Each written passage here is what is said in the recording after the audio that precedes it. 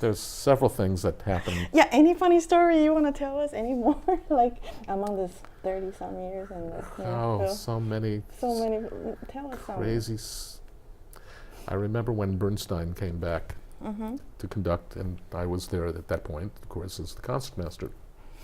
And I hadn't experienced what he was like as a human being, but he walks on stage at the rehearsal, and he's saying, "Oh my God, all my wonderful orchestra." Is he such a loving person? Loving, and he's going to everybody before. So we're waiting for the rehearsals to start, and he's going, "Oh, I love you," and he's kissing.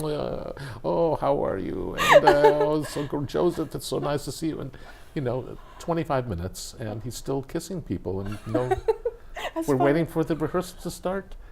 So he finally gets finished with that. He gets on the podium and he looks around and he says, "Wait, what happened to my orchestra? I don't recognize any of you." He had just finished kissing everybody. He was so happy to be back again after.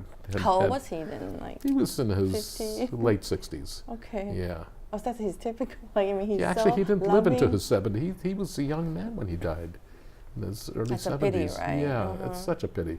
But he smoked too much, and he had emphysema, and it was just. He was a character that I don't think I've ever met anybody close to, kind of brilliance. A brilliant composer, a brilliant composer, brilliant conductor, and a brilliant man. He was a scholar.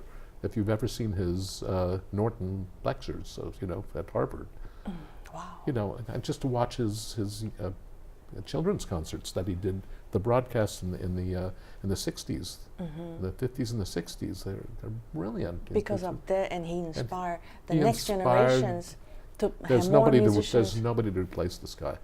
There's never been anybody like him to communicate what music is, and if we had somebody close could to that, explain so well, right? Yeah, To people I mean, who don't understand not even music. adults listening to this can learn, and you learned from Bernstein. Because he's such a scholar, and he's a loving person and generous. And brilliant, but of course he was a man of excesses too, who didn't take care of himself and stayed up all night. And he lived life. His 71 or 2 years, he lived like most people, 10 people could to live.